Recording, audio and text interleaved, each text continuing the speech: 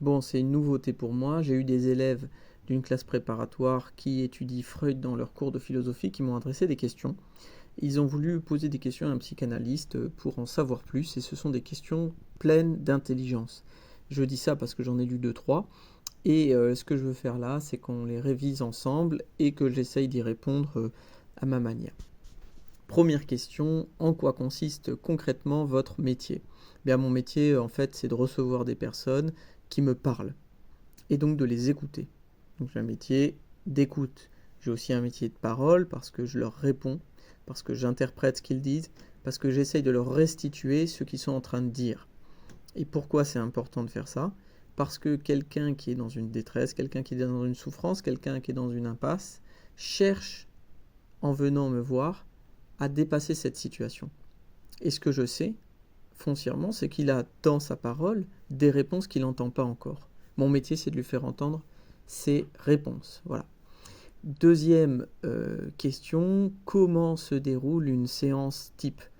Évidemment, là, c'est facile pour moi de dire qu'il n'y a pas de séance type, que chaque séance est unique.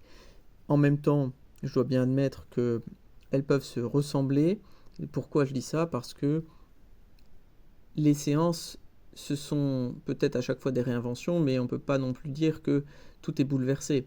La personne vient, je lui demande de parler aussi librement que possible, qu'elle parle non pas pour faire un discours, non pas pour me convaincre, non pas pour essayer de raconter l'immédiateté, mais d'essayer de parler sans se soucier du sens immédiat de ce qu'ils disent. Bon, de parler avec le cœur en quelque sorte. Et donc cette parole, je l'écoute et là encore, je fais des retours aux patients pour essayer de leur redonner ce qu'ils n'ont pas encore perçu d'eux-mêmes. Troisième question, recommandez-vous la psychanalyse préventive? Alors préventive est mis entre guillemets, pour s'informer sur soi-même, c'est précisé entre parenthèses. Alors, est-ce que je fais cette recommandation? Non, je ne l'ai jamais fait. J'ai jamais fait cette recommandation, jamais recommandé à qui que ce soit de faire une psychanalyse pour s'informer sur lui-même, comme si on ouvrait un journal où on parlerait de soi, et qu'il faudrait consulter tous les matins pour se tenir au fait de l'actualité. Non, je ne le recommande pas, et je dirais peut-être quelque chose, c'est que je pense que la psychanalyse a de l'intérêt quand il y a de la souffrance. Ça veut dire que quelqu'un vient quand il est tiraillé par sa souffrance, il y a une implication qui est différente de quelqu'un qui viendrait simplement guidé par la curiosité. Mais il m'est arrivé d'avoir des patients, bien sûr, guidés par la curiosité et qui, curieusement, ont découvert au cours des premières séances qu'ils souffraient et c'est peut-être cette découverte-là qu'ils venaient faire. Quatrième question.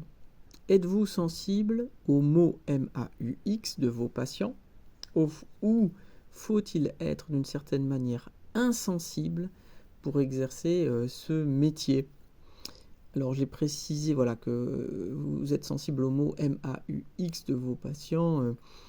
Je me demande comment un psychanalyste pourrait exercer son métier sans être à minima sensible aux mots de ses patients. Alors là, la question elle est, pour résumer, faut-il être sensible ou insensible pour être psychanalyste? Je dirais bien sûr un peu des deux. Il faut être sensible parce que si vous n'êtes pas en mesure de ressentir la détresse dans laquelle certaines personnes sont, dans laquelle les patients évoluent, vous êtes parfois lointain, vous faites des discours théoriques, vous n'entrez pas dans la mentalité de l'autre et c'est dommage parce que finalement vous pouvez passer à côté des affects, des sensations que ressent la personne de même manière. Oui, il faut être insensible, je le crois, parce que si vous êtes bouleversé, que vous êtes pris dans le torrent affectif de la personne, vous allez sans doute avoir du mal à l'aider. Voilà. Une autre question. Que recommandez-vous comme, entre guillemets, travail sur soi afin de combattre une angoisse persistante? Alors ça, que recommandez-vous comme travail sur soi afin de combattre une angoisse persistante? Bien, je trouve que déjà une angoisse persistante, c'est un travail en soi. Quand vous êtes tout le temps angoissé, c'est un travail que vous faites déjà. Et ce travail sur soi, sur l'angoisse, finalement, il est là parce que quand on est très angoissé, eh bien, on n'arrête pas de réfléchir à l'angoisse, à ce qu'elle va nous faire au détour de telle ou telle situation de la vie.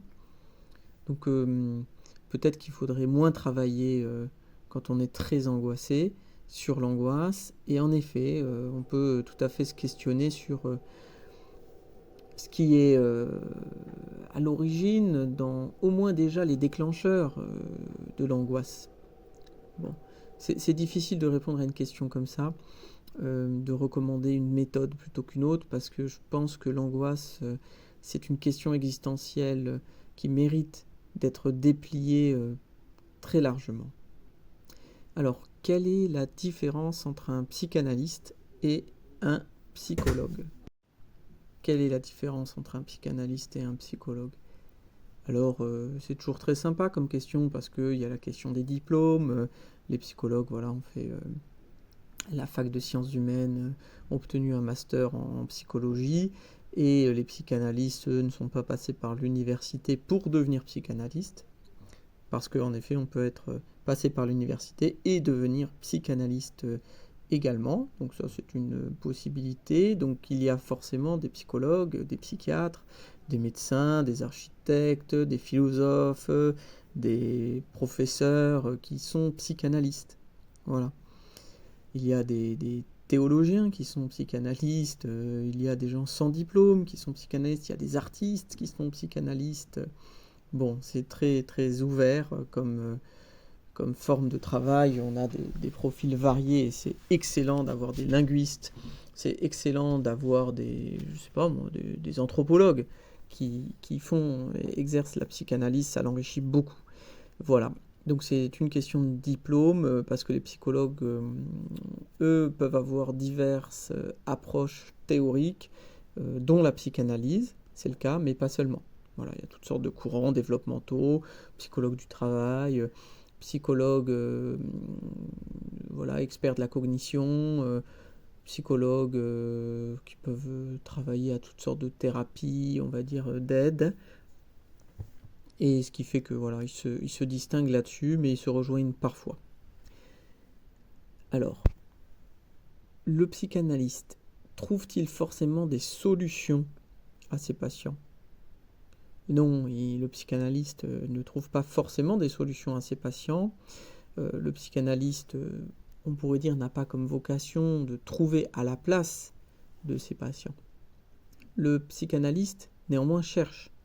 Il cherche avec son patient, il peut indiquer des choses, et celui qui fait la véritable trouvaille, ça reste le patient.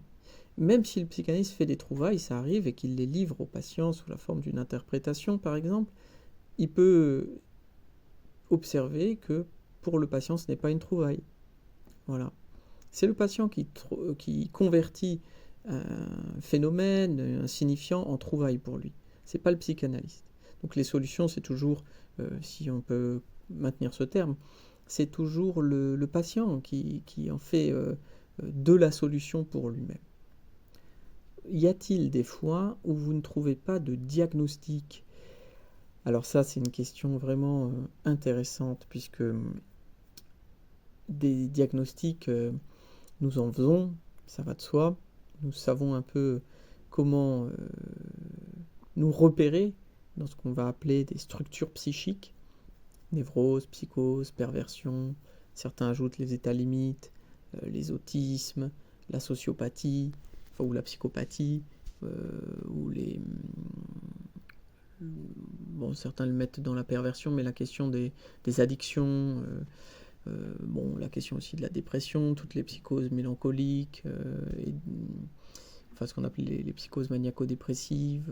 Bon, voilà, le champ est quand même assez large. Il y a de la nosographie, il y a des repérages de structures. Et est-ce que vous ne trouvez pas de diagnostic ? En fait, ce que je préférerais voir dans cette question, c'est qu'un diagnostic, il est évolutif. Contrairement peut-être à certaines pratiques où le patient est rapidement fixé dans un diagnostic qui l'étiquette et lui donne une méthode pour vivre. En psychanalyse, déjà, on estime estime que la dynamique psychique refonde sans cesse, peut-être pas la structure psychique de la personne, mais un certain nombre de manifestations symptomatiques, si bien que son repérage structural peut évoluer. Voilà, on peut évoluer. Et on a sans cesse des questions sur, tiens, il y a quelqu'un qui passe de la névrose obsessionnelle à la névrose hystérique, alors est-ce que la névrose obsessionnelle repose sur un fond hystérique? Et il y a des gens qui, de façon très très obsessionnelle, pour rester là-dessus, voisinent avec la question de la psychose, voilà, avec un sentiment de déréalisation. Bon, donc on a des diagnostics qui sont en constante, pas constante, mais qui peuvent évoluer en tout cas. Et est-ce que parfois on ne le trouve pas? Oui, et en même temps, c'est pas évidemment forcément ce qu'on va chercher en priorité. Nous, on accompagne une dynamique psychique qui est un peu grippée et on cherche à la faire fonctionner. Voilà, que la personne reprenne de la souplesse dans son organisation, qu'elle s'élargisse un peu, qu'elle étende son espace. Et pour ça, voilà, ça interroge sans cesse sa structure et tout ce qui peut y être mobile. Une autre question, que signifie guérir pour un patient? Bon, il y a des réponses connues là-dessus. Freud, par exemple, disait qu'est-ce que la guérison? C'est de retrouver la capacité à aimer et à travailler pour quelqu'un. Que signifie guérir pour un patient? Pour d'autres vont dire c'est le fantasme fondamental de la personne qui est traversé. Bon, voilà, ça c'est des réponses un peu toutes faites, mais comme la question le suggère, que signifie guérir pour un patient?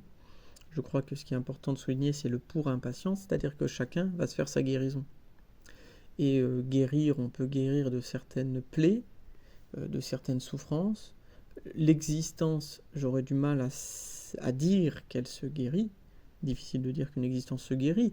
L'existence se mène, se conduit, mais je ne suis pas sûr qu'on puisse guérir l'existence, donc on peut guérir certaines choses qu'on a eues, et par exemple, pour donner des situations cliniques, j'ai bien sûr accompagné, aidé des personnes qui avaient eu des traumatismes très importants, ou bien qui avaient eu vis-à-vis de leurs parents de profonds ressentiments, voilà, qui les embêtaient beaucoup et les empêchaient de rencontrer sereinement les autres personnes de leur vie sans y plaquer des difficultés antérieures et bien sûr actualisées. Voilà, donc eux, je dirais, ont pu guérir peut-être de certaines formes relationnelles qu'ils entretenaient avec l'un des parents. Une autre question, la psychanalyse repose sur l'écoute et l'association libre. Comment apprenez-vous à interpréter le discours d'un patient sans imposer vos propres idées? Question large, puisqu'en fait elle nous amène à distinguer le patient, ce qu'appelait le patient ici, ou l'analysant, du psychanalyste. Alors, il y a le terme et le verbe d'imposer vos propres idées, effectivement. Ça, c'est quand même quelque chose à noter. Le psychanalyste n'est pas là pour imposer des idées. Il y a des textes de Freud qui sont parfois à la limite de ça. Quand il dit qu'il faut insister d'une interprétation si elle est refusée dans certains cas. Mais c'est clairement pas le discours dominant. Imposer ces idées, non, les proposer me semble plus correct, bien que je pense pas que ce soit les propres idées du psychanalyste qui aident fondamentalement le patient. Donc l'imposer non, ni ses propres idées. Je pencherais plutôt pour l'idée que c'est au patient de s'imposer à lui-même ses propres idées. Il a des idées qu'il ignore, des idées qu'il a autour de lui, comme des satellites qui tournent autour de lui, et il n'arrive pas vraiment à se les imposer.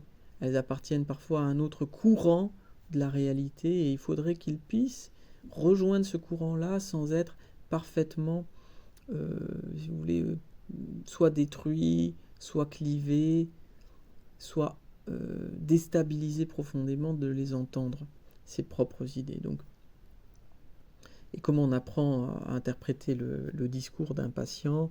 Je ne sais pas si on apprend à interpréter, c'est vraiment... ça, c'est une question que du mal parce que l'interprétation, d'où vient-elle?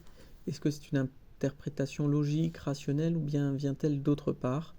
Et je pense plutôt qu'elle vient d'autre part, c'est-à-dire d'une sorte de connexion avec l'inconscient, d'une écoute et de mots qui sont prononcés dont on ne sait pas vraiment où ils conduisent. C'est-à-dire une interprétation, vous ne l'écrivez pas pour la dire, elle résonne tout d'un coup pour vous, et vous la dites. Quelqu'un d'autre écrit « Certains rêves semblent totalement absurdes. Comment savoir s'ils ont une signification cachée ou non ?» Eh bien,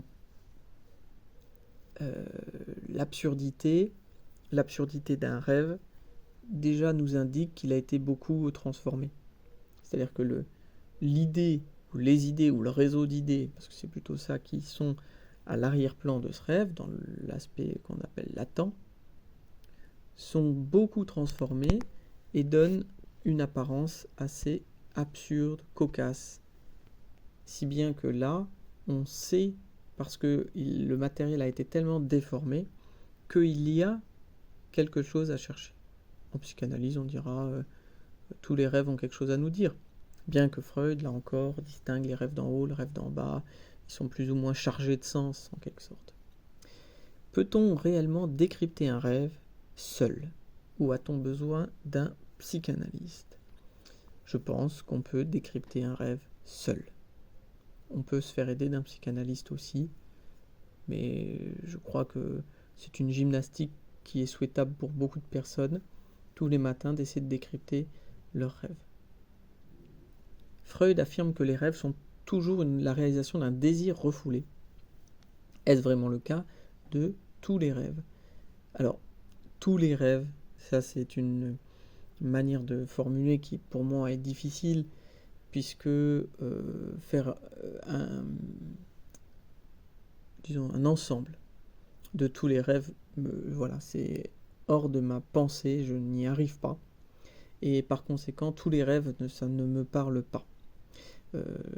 Est-ce que c'est un axiome, si vous voulez, de l'interprétation des rêves, que tous les rêves sont la réalisation d'un désir refoulé? C'est ce qui est suggéré par Freud. Difficile de penser de toute façon qu'une expérience humaine comme le rêve soit dénuée de désir.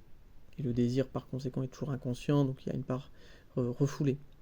Voilà, je ne sais pas si je réponds parfaitement à cette question qui m'est difficile de répondre. Avez-vous déjà été surpris par une interprétation inattendue d'un rêve ou d'un lapsus? Oui, et là, ça me permet de dire, l'interprétation est faite par le patient.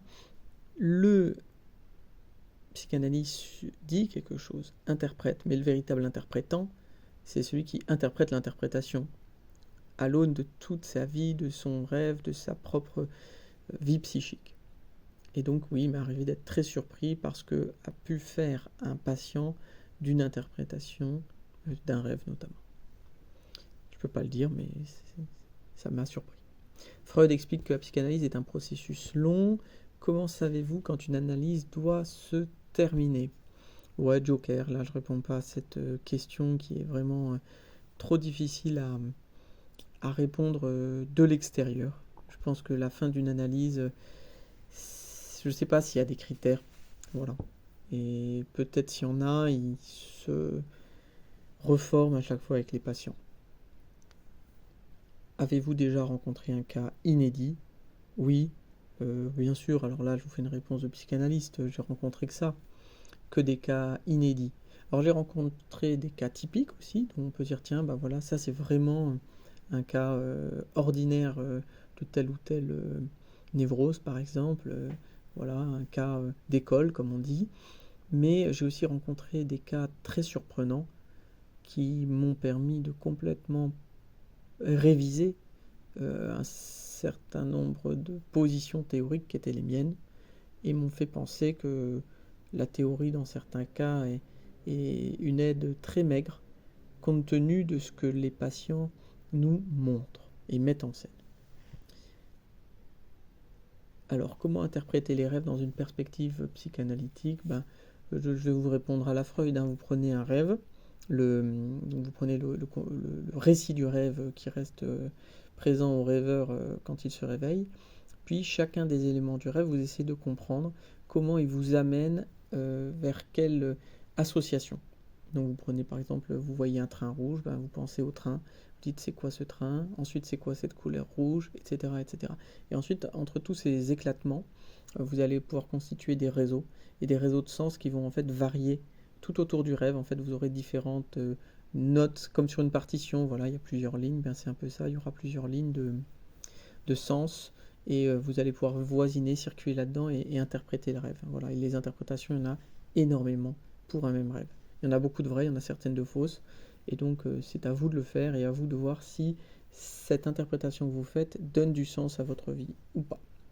Quelle est l'importance de l'enfance dans la formation de la personnalité? Elle est majeure, elle est cruciale, et on ne peut pas aborder la vie de quelqu'un, parce que je le vois faire aujourd'hui de plus en plus, sans penser à l'enfant qu'il a été et qu'il demeure. Quel type de patient consulte un psychanalyste aujourd'hui? Alors oui, on va pouvoir peut-être parler là, puisque c'est quelque chose qui est souvent revenu. Est-ce qu'il y a des, des patients particuliers qui ne seraient pas les mêmes qu'il y a 15 ans? Est-ce que nous recevons les mêmes patients que lors de l'ère victorienne dans laquelle Freud faisait ses consultations? Est-ce que ce sont les mêmes au début de la pratique de Lacan, voilà, dans l'après-guerre par exemple, quand il fait ses premiers séminaires, est-ce que ce sont les mêmes que ceux de Londres sous les bombes pendant la Seconde Guerre mondiale? Est-ce que les patients d'aujourd'hui sont les mêmes que ceux de, voilà, on va dire de la société en 1968? Est-ce que, bon, avec le virage néolibéral, il y a des changements dans la façon ont les gens de raisonner et donc de consulter des psychanalystes?